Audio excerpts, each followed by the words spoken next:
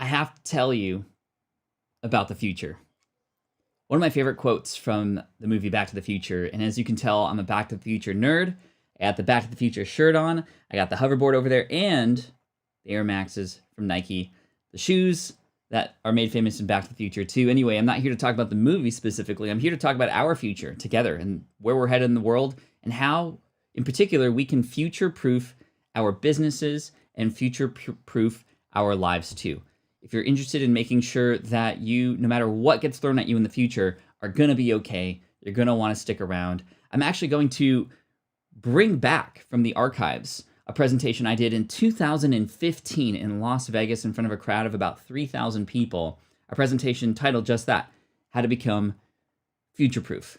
And I'm going to walk you through some of the slides, and I haven't polished this presentation, so this isn't actually like a keynote PowerPoint slash fine-tuned presentation, but I'm going to walk you through the slides and go over a lot of the concepts and the things and the principles that we can understand heading into the future. So if you're with me, hook me up with your favorite emoji in the chat. If you're here live, say hello to your friends as well. If you're watching the replay, hit me up with a hashtag team replay in the comments section. Thanks again for being here. I appreciate you. Welcome to the income stream. Here we go. This is the income stream to help you achieve your dream. All while we keep it clean. This is the income stream. It's the kind of show where you can come and go, but then you leave inspired with no fee required. The income stream with Pat Flynn. All right, thank you so much for joining me on this fine Tuesday. I still continue to get birthday thank yous and happy birthday wishes. Thank you, I appreciate that so much. And as a reminder, we are in fact selling a exclusive limited edition Team Flynn t-shirt, which actually I have a video coming out later today about how we built that store to sell that shirt in less than 5 minutes. I've had many people come and ask me, hey Pat, how did you set up this website? It looks really clean. Can you show me how to do it? And I filmed the video last night, and it's going to be coming out later today about that. So I'm really excited about that because that'll answer a lot of people's questions. But anyway, if you want to check that out, the link's in the description below, or you can go to patflynn.com/merch. Now, yesterday we spoke about setting goals, and I brought out from the archive again my 2018 end of the year goal planning worksheets from a course called Best Year Ever from one of my mentors, Michael Hyatt. In fact, if you go to michaelhyatt.com, you might see that available, or the Full Focus Planner, which takes a lot of those principles and puts them into a nice little journal that you can check in with yourself every single day with too. Anyway, goals are important, and understanding what to do to support those goals, understanding what limiting beliefs you have so that you can get over what's happening up here and actually make these things be more likely to happen in 2021. And setting goals is important, right? But as we all know, and as we've all experienced this year, you might have some plans and they might get thrown out the window for whatever reason, whether it's something that happens internally or in this case, stuff that happened externally that affected the entire world. And I think we all know exactly what we're talking about, right? Also, thank you, Bill. Thank you, Peasant, Karma Uprising, Ryan, Tim, Stephanie, Samson, Mario, How We Got Here podcast, Howdy. Thank you all for coming in today. I appreciate you. And as important as it is to create goals and set ourselves up for success there, it's important to understand principles that will hold true no matter what happens, because things are going to happen that we can't control. But there are ways that we can approach just life and business in general such that we will become future-proof. And that's the whole point of this presentation, if you will, or this chat today. So what I want to do is share my screen with you, and I'm probably going to also pop up myself in the background. Let me see if this will work.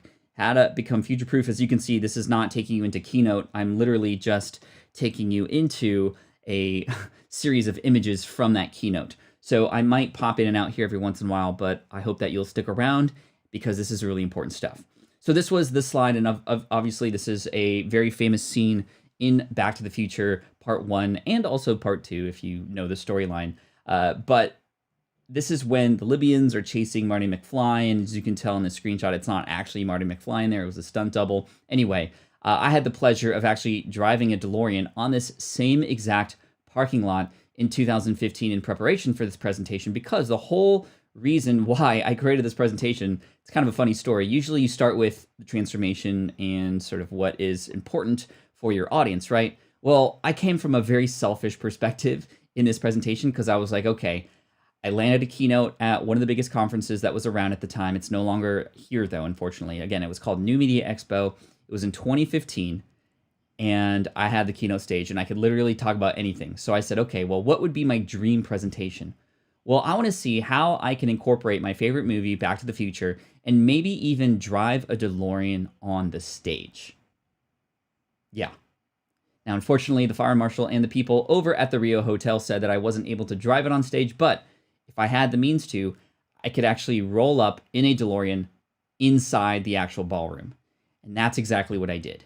And so to make that happen, actually, and to connect the story, I filmed a little short video, and I've told that story before. I'm not going to go into it today about how I was able to get a Hollywood producer to help me film a little short film that I wrote and I starred in that took place at this exact same parking lot, where the storyline was I was there for a tour group and looking at this location. And as a result, there was a surprise. Doc Brown came. He brought a DeLorean. They would take one winner around the parking lot in the DeLorean, and I got to drive it. I was the winner, of course. And then a van pulled up, just like this van here, behind me, and it wasn't the Libyans. It was just kind of a random couple. And I get freaked out. I speed 88 miles per hour. I disappear. And this is all a video that people at the event are watching.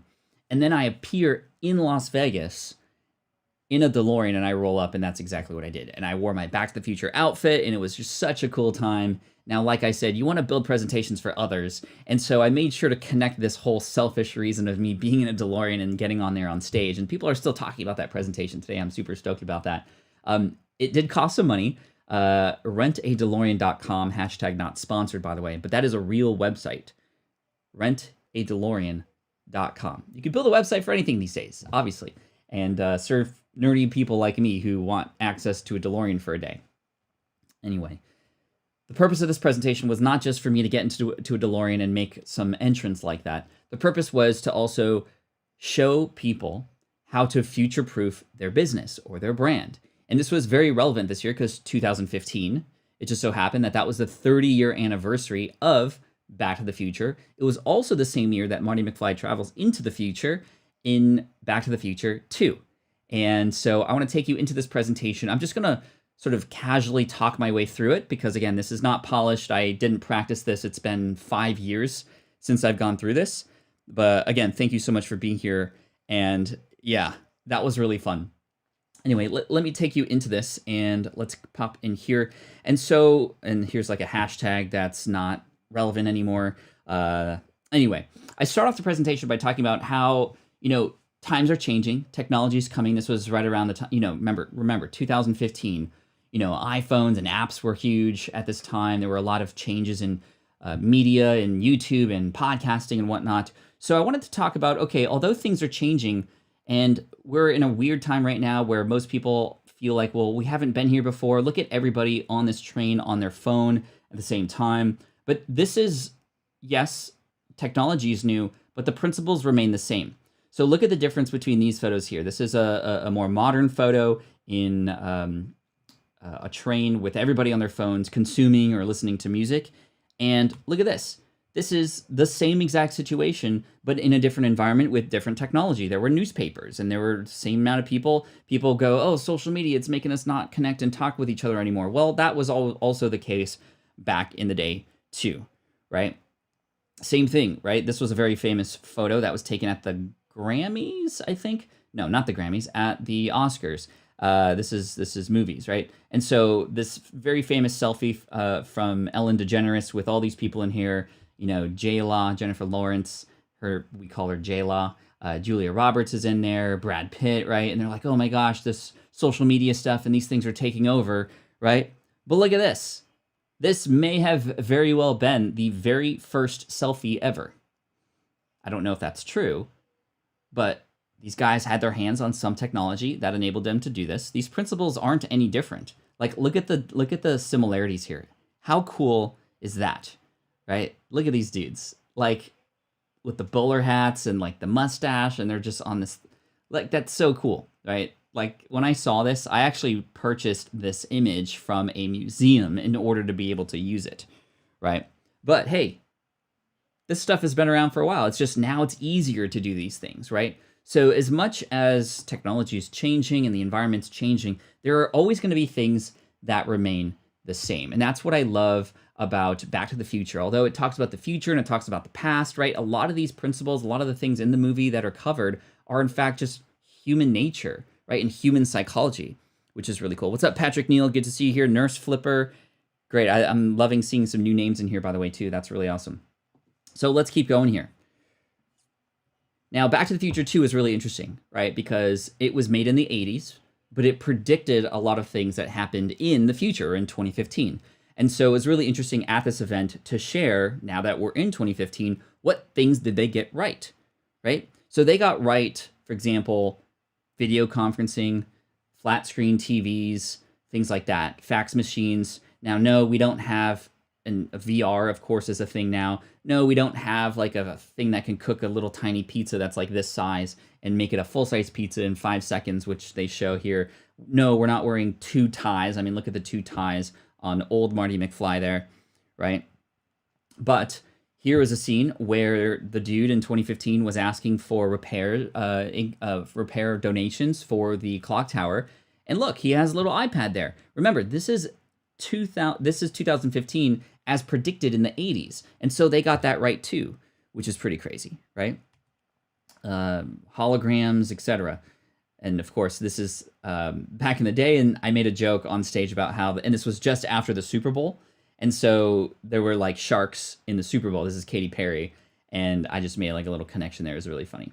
Anyway, the shoes, right? That's not there. This pizza, that's not there. And flying cars, that's not there either. So although they got a lot of things right, they got a lot of things wrong too. But that's okay. I think it's okay to predict and have fun and think about the future, which is exactly what we're doing here today. So I wanted to teach you some principles about what will uphold in the future no matter what, right? And we have to, in order to understand what's coming in the future, we have to think about the past, right? This is why we study history, so that we can know how to better prepare for the future.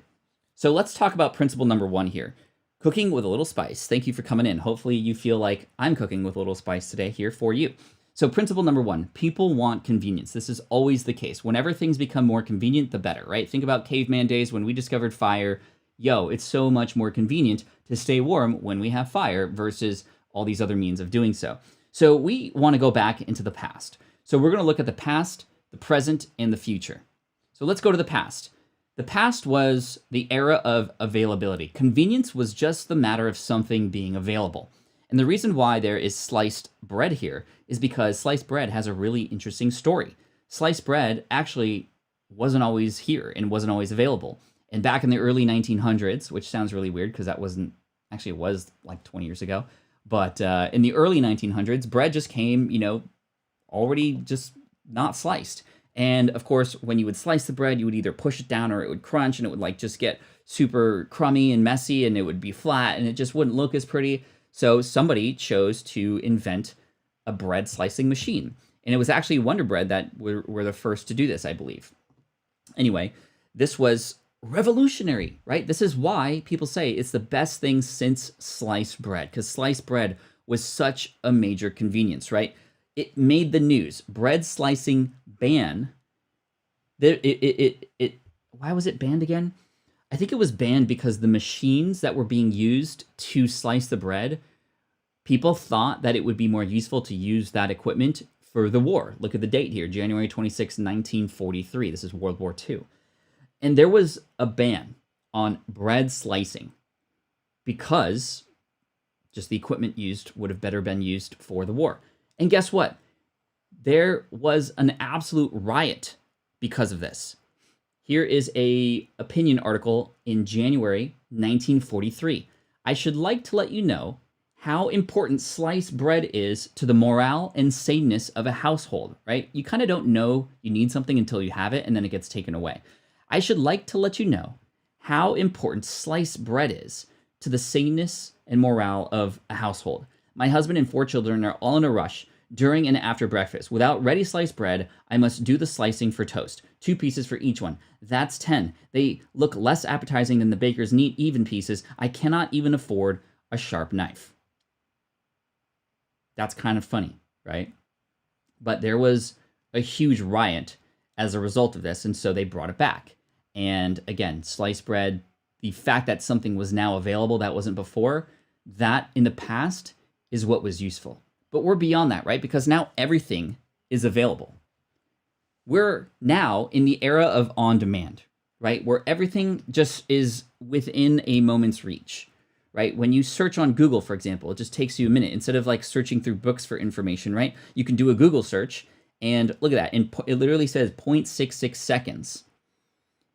One thing I love to do in my presentation is add little Easter eggs, just FYI. As you can see here, I don't talk about the Google search. I just talk about the fact that you could search for something in 0.66 seconds. But obviously, yes, the Coke story, right? They changed the recipe and then everybody freaked out and they went back. Theory is they did it all on purpose, knowing people would freak out and talk about it. Maybe, maybe not.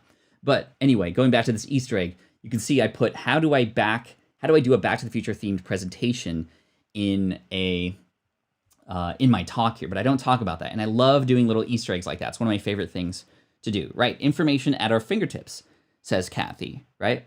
Which is really cool. So we're now in this era of on-demand where you can just hail a cab and guess what? Uber is going to pick you up, right? You could touch a button and you don't have to tune a radio anymore. You can just literally listen to a podcast or go on Spotify and pull up your favorite song, right?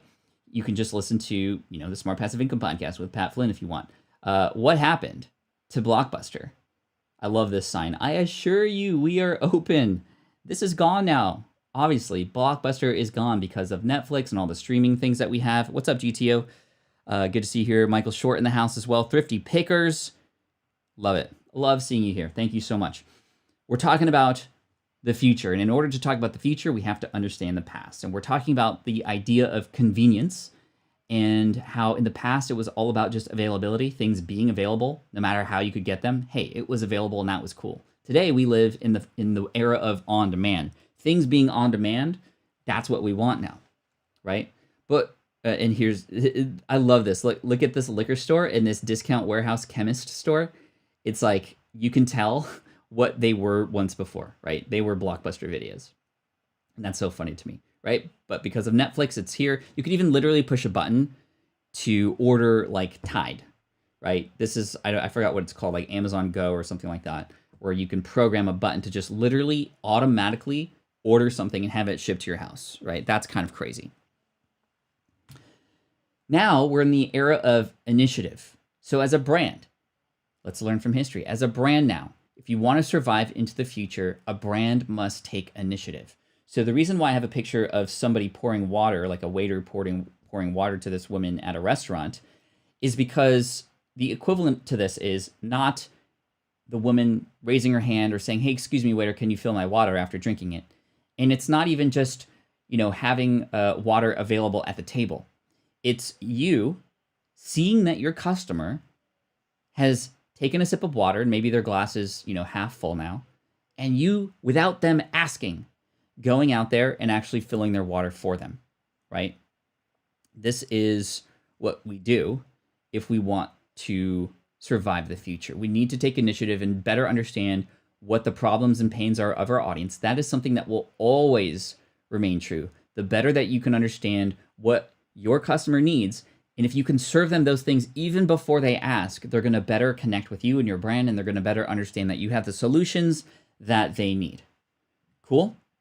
So who are you serving? What can save them time and effort? And how can you do that before they ask? How can you do that before they ask? So that was the first part. The understanding of convenience in the past, present, and now future. The era of initiative.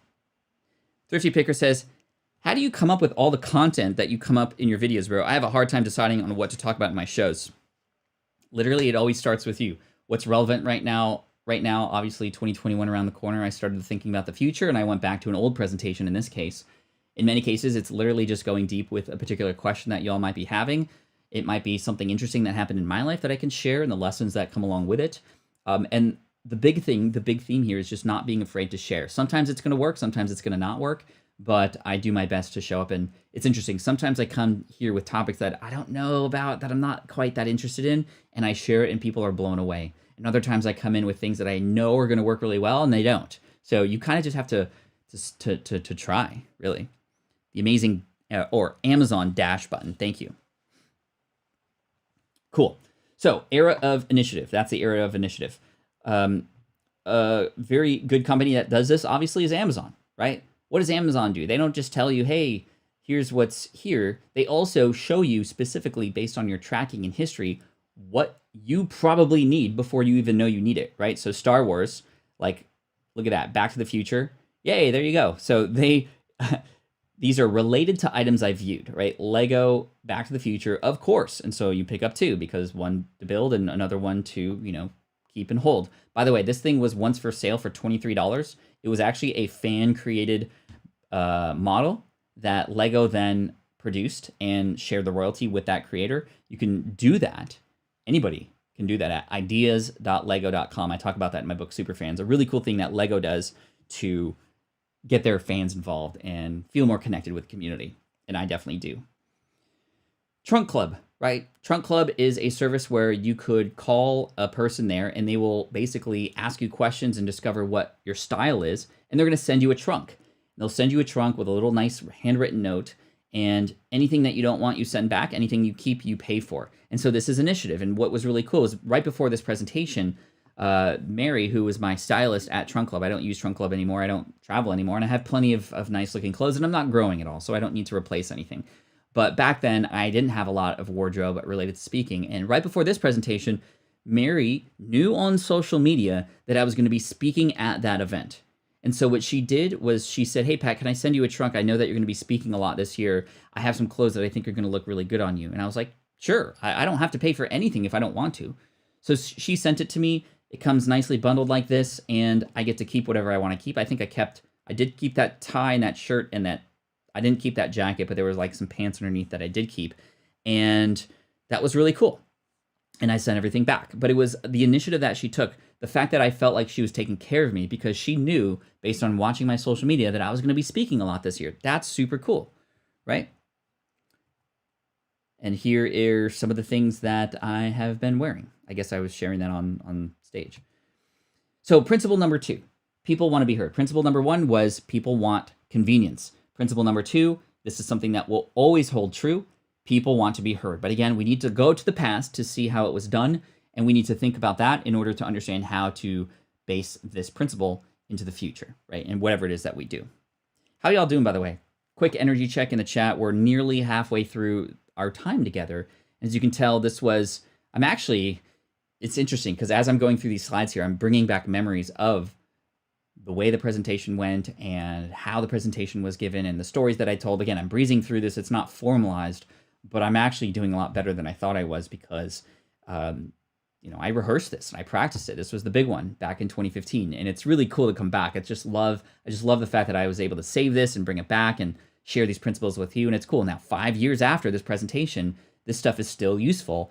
And now that 2021 is coming and we've just had a really hard year, all of us, as you can see, a lot of these things are very relevant no matter when or what is happening, right? Cool. Thanks, everybody. Appreciate you being here. If you have the opportunity while we're here and you are available on the screen, hit me up with a thumbs up. I appreciate that. And if you're brand new here, hit that subscribe button too. This is what I do here. I help you with your business, your brand, your life, personal development, whatever you might need to be happier and live a more fulfilled life. And I'm here to serve you. So we are now 265 days straight. Big thanks to Just Samson for correcting me on the numbering yesterday.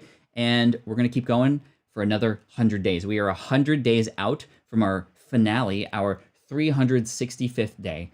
And yes, I'm going to keep streaming afterwards, but it's probably going to be perhaps once a week or a couple times a week versus every single day because I have some big plans for the future and they relate to exactly what we're talking about today. By the way, speaking of the future, I have here on my phone, just pulled up, I have the Starship from SpaceX. This is the SN8, their 8th version of this, that they're going to do a 7.7 mile test today up in the air, 12.5 kilometers.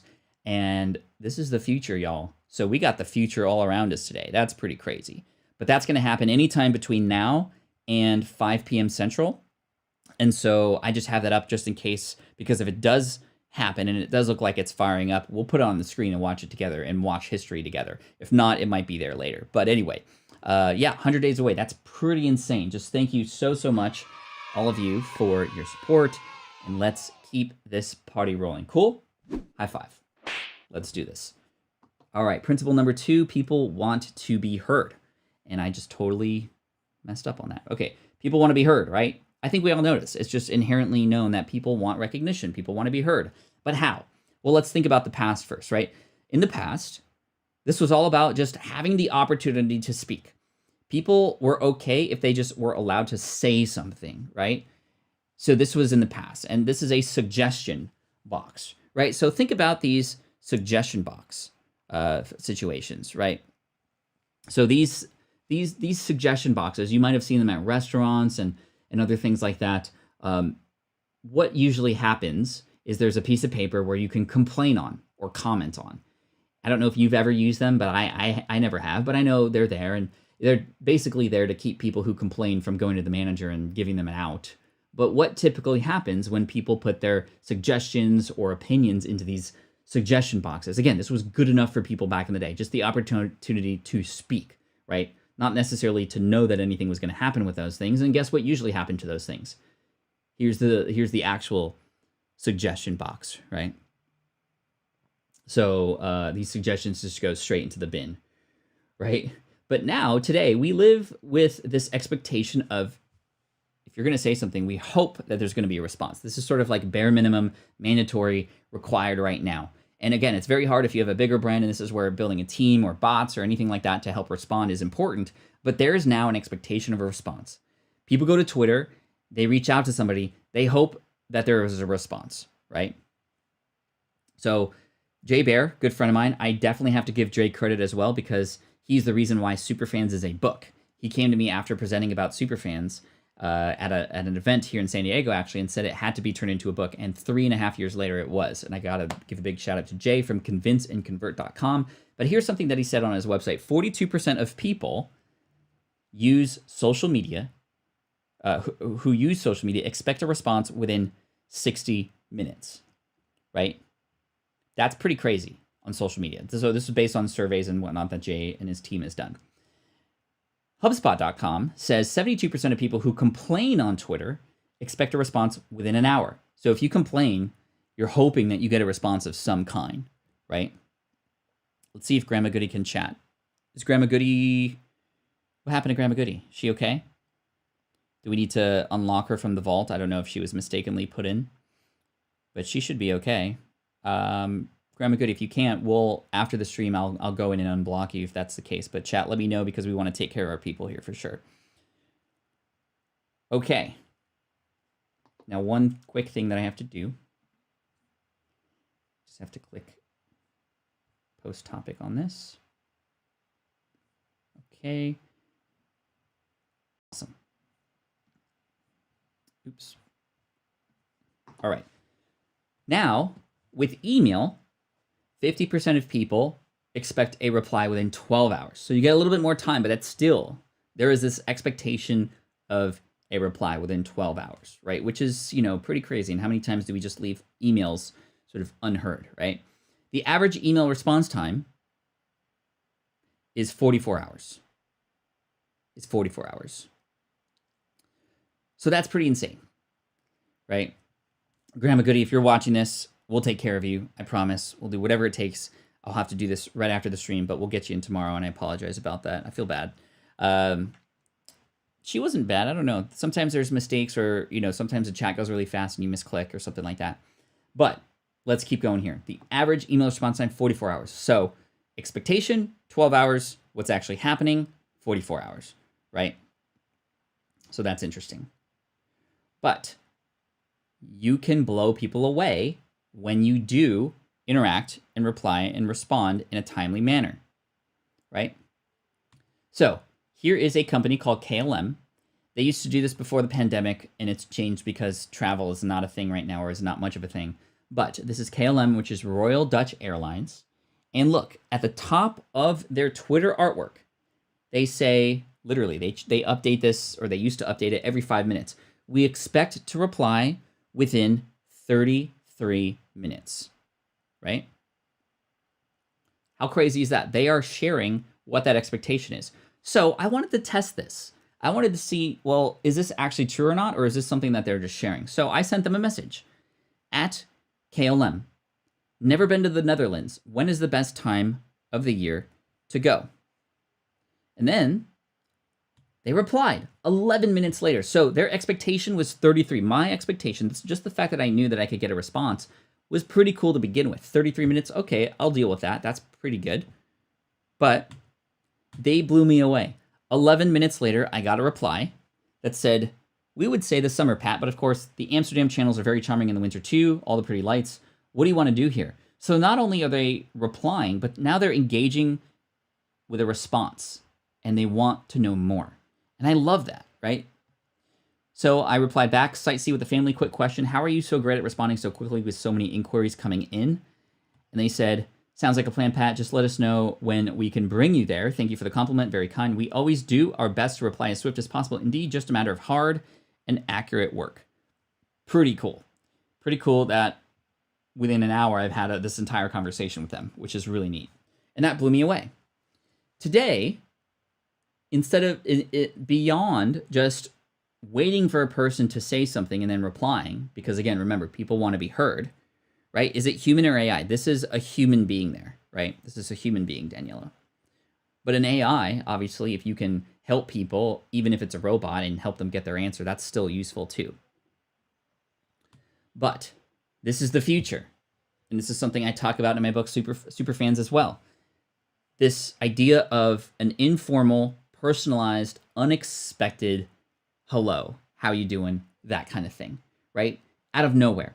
This is digging our well before we're thirsty, which perhaps you've heard me say before. This is the idea of reaching out to people without them expecting an announcement or a hello, and doing it first, being the one to initiate that conversation. This is what's working today and what goes a long way, right? So I do this every once in a while. I will send a message. This is pre-beard Pat Flynn here. I knew that Lyndon, a follower of mine, was creating a podcast with his wife, and I sent them a message. And doing this on video is very simple. You can do this in a direct message. You can do this publicly, and when people see it publicly, the fact that you're reaching out, that's always great. And I love that, right? Cox Cable is still living in the past. You could help them. They should tell a person sorry from time to time for their bad cable, right? So it's crazy. Yeah, a lot of those kinds of companies are living in the, I was going to say dark ages, but in the ancient times for sure. So how might you initiate a conversation with somebody in your audience, or a customer, or a potential customer, your subscribers, your followers, without you having to wait for them to want to reply? This is what will work in the future. As you can tell, we haven't really discussed particular technologies. We haven't discussed strategies. We just are talking about the principles that work, and how in the future, no matter what the technology is, the ability for us to use them and use them to our advantage, right? So this is a reply from Lyndon after I sent that message, right? Pat, you're awesome. I really appreciate the help, and I'll be in touch. Can't wait. Thanks for the video. Cool. I had initiative in Twitter, and I was accused to be a bot. Well, that's where you can blow people away, by proving and showing that you're not. Principle number 3, people want to be loved. So principle number 1 was people want things to be made convenient. Principle number 2, and that's always gonna, that's gonna be future-proof. That's future-proofing your business, right? Principle number 2, people want to be heard. That's also something that if you incorporate and encompass, you will be future-proof too. Principle number 3, people want to be loved, right? People want to be loved. Look at that watch band. That was a Garmin triathlete or triathlon tracking watch. People want to be loved. Principle number 3, right? Here's how it was in the past. The automated appreciation, where you get a bag, it literally says thank you. It's just like thank you, thank you, thank you. It's like we say thank you all the time. It doesn't even mean anything anymore. That's how it was in the past. At least you're saying thank you. But that's what it was in the past. That's what was expected, and that's okay, right? It's almost like at the beginning of the receipt, or at the store. Thank you for shopping with us. Like, couldn't the person who's checking you out actually say that for you? No, you have to have this just be an automated thing that happens, right? At the end of the receipt, thank you for shopping with us. Right? First of all, who has $2,400 in cash? And then you get $95.06 in change. Anyway, that's the past, the automated thank you. Present, personalized appreciation, right? An actual reaching out to say thank you, right? The idea that, yes, on an individual basis, you can reach out and thank people. And this is where thank you notes really are good and come into play, right? I'm very, very grateful. This is a wall that's over there, actually, and there's a giant box here with a whole bunch of others, and there's another box in my storage cabinet over there with more and more thank you letters. It's not that hard to send a thank you note. And if you are a member of SPI Pro, I recommend you check out December's Challenge of the Month. You'll see it there, and it relates to this specifically. Anyway, I'm very, very excited because I'm going to be doing more of this too. And just a little bit of time to show appreciation and thank somebody, especially when it's handwritten, something that's different, goes a very, very long way. And this is what's working now. When you get a note in the mail that's handwritten, that you know that somebody spent time to think about and to write, to just, get your address and share it, that's really special, right? And you can make others feel special too by doing the same thing, right? Thank you for watching, Pat Flynn.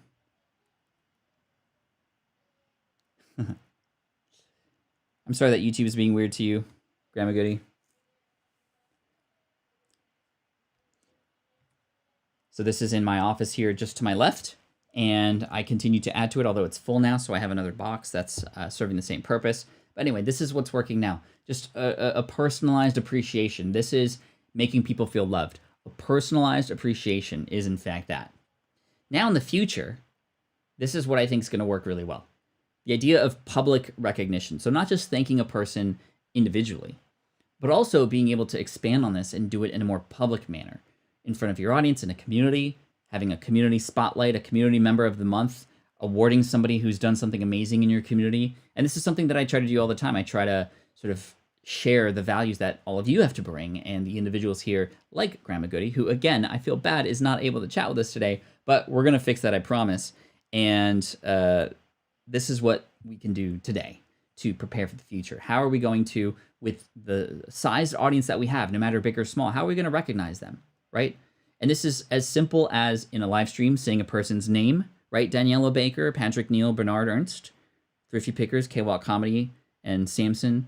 Thank you for being admins here. Peasant Uprising as well as an admin too. Lex, the CPA. That's a simple way to do it. Or going a little bit bigger and sharing specific people in a podcast or in a blog post, or even creating an award that you offer every single year, just like Chris Ducker does at his Upreneur conference. He has a Upreneur Member of the Year that he awards, he brings on. It's very special. People love it. They feel like they're a part of it with them. It's amazing, right? So here's what you need to do. Find people in your audience, thank individuals publicly, and as a result, you can build raving fans. Okay? So I hope this is getting through, this message. These 3 principles, very important. This is, again, what I taught on stage in 2015, and as we all know, a lot of the tools and technology now can help support these things even faster now. This, number 1, making things more convenient for people. Are you creating things, free and premium, that can help make things more convenient for people? That's principle number 1. People want things to be convenient, and people want to know that you are thinking about that before even they think about it, right? That initiative, taking the glass of water and pouring it into the glass for the customer before they even ask. Then principle number 2 was this idea of people wanting to be heard. And in the past, it's just a suggestion box. The fact that people can speak up, that's good enough. Not anymore. People now want a response, but not only that, if you can go out and make a personal hello, thank you, connection to them, people don't just want to be heard, they want to be seen. They want to know that you know they exist. And this is where communities like this one, like SPI Pro, like your own communities, whether it's Facebook or in a program like Circle, that's where it can go a very, very long way, right? And these principles that work today and in the future, thank you, Caleb, I appreciate you.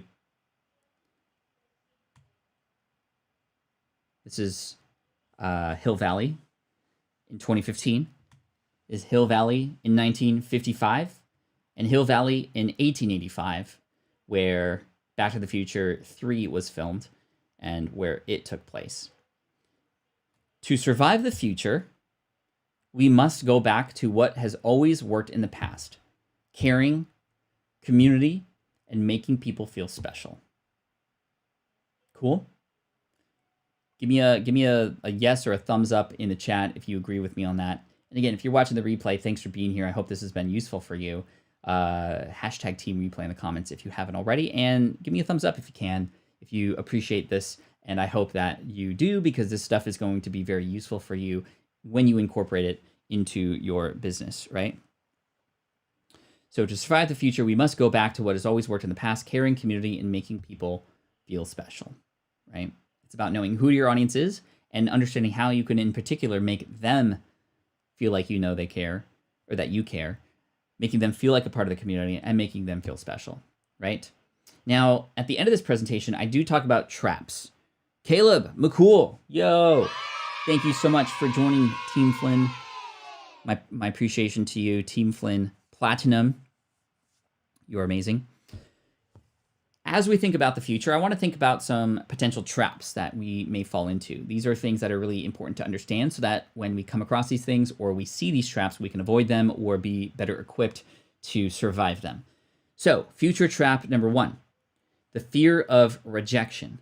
If you have this understanding that you need to put yourself out there and talk to people and reach out and build relationships, oftentimes we're going to sabotage ourselves because this involves stepping outside of our comfort zone, and as a result, we might have this fear of rejection. This is one of my favorite scenes. Thank you, Bill, for the super chat, by the way, or for the sticker. Sometimes, this is my favorite scene, one of my favorite scenes from Back to the Future. When Marty goes back into the past, he meets his dad. They're like the same age now, and he discovers that his dad was a writer. And he had no idea because his dad never said anything about it back in 1985, where he came from. But he's writing this science fiction, and George McFly talks about how he fears rejection, how he worries that he can't deal with the failure. What if people don't like his writing, etc. Right? Did you know that Tim Ferriss's book, The 4-Hour Workweek, was actually rejected by publishers 26 times before somebody finally said yes to him? It was rejected 26 times, which is insane. Harry Potter, J.K. Rowling. She had written a book. I can't remember the name of it, and I can't remember her. I think it was Galbraith. Robert Galbraith? So somebody had asked J.K. Rowling, how many no's did you get before you finally got published? Loads. First publisher to turn down Harry Potter, also sent R. Galbraith, which was her pen name, his rudest rejection. And she wrote a book under another name to just show that, yes, she could do this. It just wasn't her name that was making her successful. And they don't even want me in a beard, she said. So that's pretty crazy, right? Cooking with Kibby says, I'll never forget when you sent me a voice message on Instagram. What a pleasant surprise to know that I'm known. Cheers. Thank you.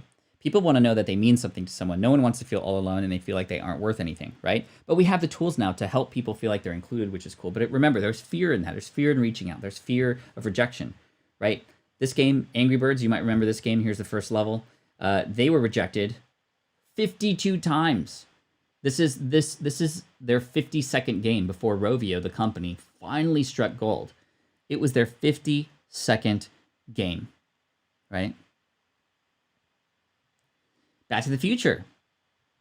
Rejected over 40 times from studios, and now these things are just a part of our culture, right? And imagine if on the 39th time, Zemeckis and Spielberg were just like, you know what?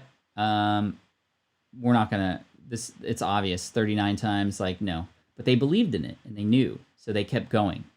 So, yes, you will be rejected, but you must keep going, right?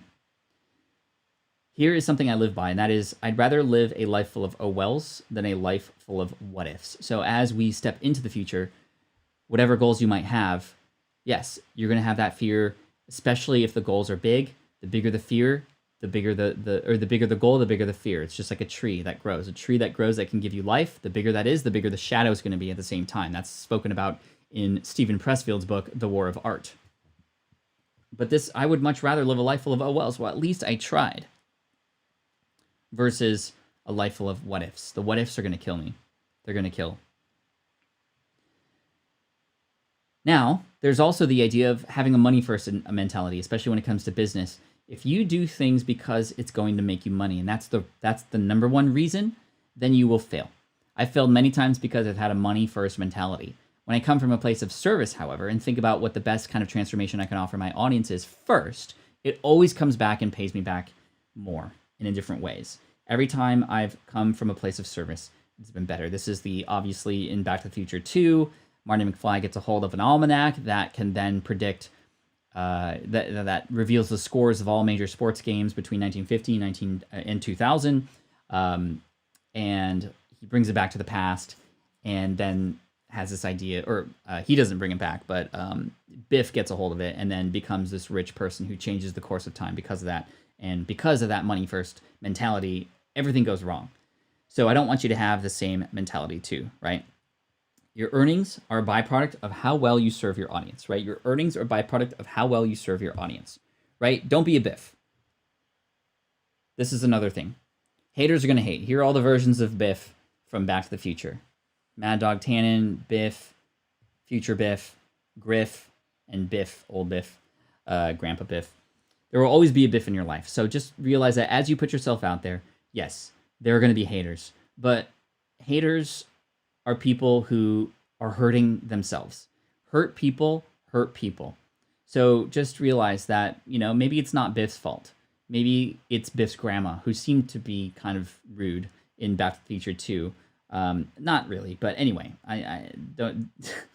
There will be a Biff in your life, and just realize that there's going to be other people in your life who are going to be there to support you, who care for you, who want to be with you, and who want to lift you up versus take you down. We also live in this world that is a bucket of crabs. I don't know if you've ever heard this before, but this is true. We live in a world that is a bucket of crabs. If you take a bucket of crabs, live crabs, and you just set them down, you will never have to worry about any of them climbing out. Because as soon as one attempts to climb out, the other crabs grab onto that crab and bring them back down. And we live in this world that is a bucket of crabs, where oftentimes when we try to lift ourselves out of something, when we try to explore new ground, when we try to get into something new, there's going to be some people out there, maybe some people close to us, who are going to try to pull us back down because it's not safe over there. No, that's not good. Or no, I would never do that. And they pull us back down. And again, we need to find and surround ourselves with people who can support us, right? Every second you waste with a hater is a second not given to those who need you, right? And finally, this idea of the pursuit of perfection. Look at this guy using like nose trimmers to cut grass to perfect levels. And if you attempt to do these things that will grow your brand or grow yourself personal development wise, if you try to be perfect, you're always going to end up feeling like you're never making any progress, because perfection is just one instance. And if you try for perfection, you either never launch something or you do, and it could be great, but because it's not perfect, you don't appreciate it, you don't celebrate it, and that can weigh down heavily on you mentally, right? So the pursuit of perfection, we have to realize that we cannot strive to be perfect. We must realize that we must ship. We must realize that you can still help people without being perfect, and being perfect is just an excuse, right? There are imperfections in Back to the Future, right? So as you can see here, this is like a cut scene. You can see it says like October 26th, 1985, but in this scene right here, it says 1026. So you can see how in the back behind Einstein there, it says 1026. This was a completely different module. It says the dates there, 1026, and here it says October 26, right? Not perfect. Not perfect. Good enough. 1026, right? Look at in this scene, literally it cuts to, this is when Marty McFly tries to convince George to ask Lorraine to the Enchantment Under the Sea dance. So he has to dress up as Lord Vader from a planet, from an extraterrestrial planet, and it cuts to one scene where he's holding his little cassette tape and playing like AC/DC or whatever, and then it comes back and he has this hair dryer, and then he comes back again literally a second later and the hair dryer's gone, right? A mistake. And like this doesn't look real when you really look at it, but it's not the fact that it looks real that matters. It's the fact that there is this story being told and it really is relatable, right? So look at that. It's like, first of all, they're both under fire here, and then Doc is not even close to being on fire here or stepping on the fire. This is obviously green screen. Like, look at the difference there. But who cares? It's not perfect. Planet Vulcan. That's right. From the planet Vulcan. And this scene, this is the biggest mistake in Back to the Future. Right? The fact that, well, okay, he got hit by lightning, sure, which gives him the 1.21 gigawatts that makes time travel possible using the flux capacitor. But he's not going 88 miles per hour. He's literally just in the air. So he has the power, but he's not going 88 miles per hour. He's just in the air. This is at the end of Back to the Future 2, where he then gets zapped into 1885. But that's a big plot hole. But who cares? It still works, right? 189 mistakes in Back to the Future. And guess what? It's okay. It is okay. So it's okay to make mistakes. You can still make a difference, and you can still help people, and you can still make people feel like they belong. You can still make people feel like they are loved. You can still make people have convenience, and you can win. No matter what happens in the future, if you use these principles, you will win. I promise you that. Just ship it, right? Just get it out there. So I'll see you in the future. That's the end of the presentation. So I offer this live in 2015 on stage in Vegas with a DeLorean who drove me on stage. And I hope that you can see that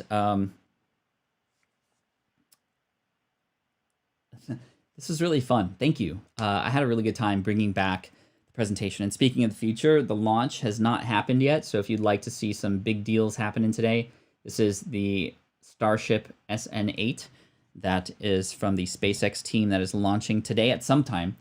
But I hope that you will consider these principles as you move forward into the future. And no matter what happens in technology, this stuff is what is going to help serve you down the road.